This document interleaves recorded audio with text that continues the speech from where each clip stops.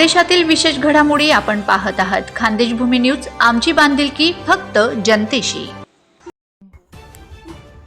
नमस्कार. आजच्या ठळक बातम्या. जुने धुळे ते मित्र शंकर माळे यांना भावपूर्ण श्रद्धांजली. मान्यवरांनी जागवल्या आठवणी. जुने धुळे येथील गल्ली क्रमांक 5 मधील सुवर्णकर भवन येथे दिवंगत मित्र शंकर माळे यांच्या स्मरणार्थ भावपूर्ण शोकसभेचे आयोजन करण्यात आले आहे. या शोकसभेचे आयोजन त्यांच्या मित्रपरिवाराच्या वतीने करण्यात आले होते.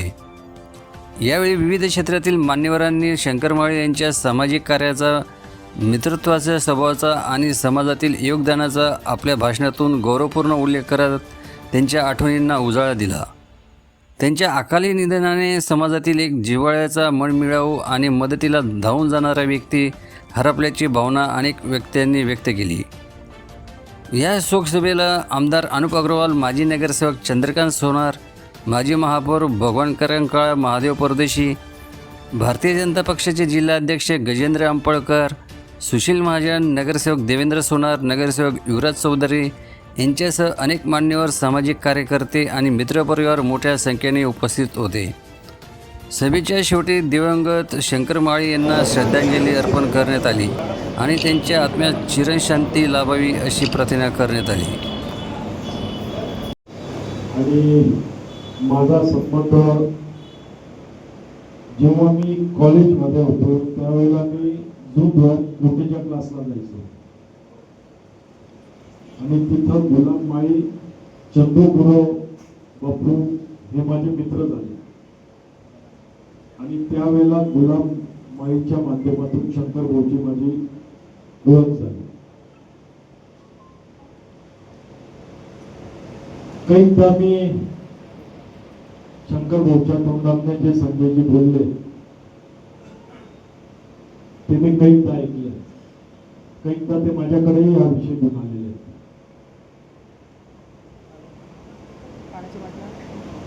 कायम एक चांगलं व्यक्तिमत्व,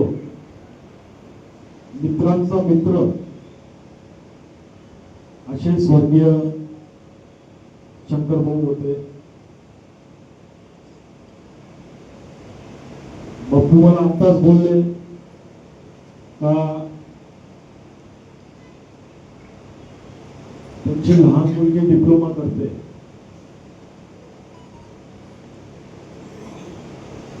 नक्कीच तिला महापालिकेत आपण त्या ठिकाणी अनुकंपावर लावून घेऊ.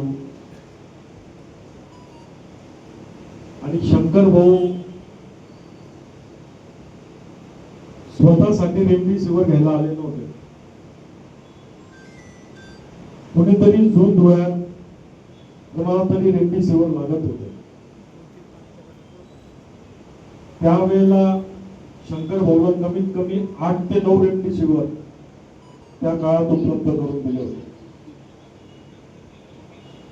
कोणासाठीही धावणारा माणूस. करोना काळात बाप मुलाचं, मुलगा बापाचा व्हायचा नाही, परंतु त्या काळात सुद्धा शंकर भाऊ कोणी आजारी पडला, त्याला रेमडेसिवीर लागलं तर ते मला फोन करायचे, माझ्या ऑफिसला यायचे.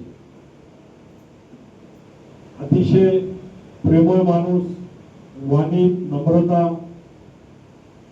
आज आपल्या सर्वांच्या मधून ते चालले गेले. मी प्रभू श्री रामचंद्राच्या चरणी प्रार्थना करतो का त्यांच्या आत्मेस सुख शांती लाभो, त्यांच्या परिवाराला दुःख सहन करण्याची शक्ती लाभो आणि माझ्या कुटुंबाच्या वतीने, धुळेकर नागरिकांच्या वतीने त्यांना भावपूर्ण श्रद्धांजली अर्पण करतो.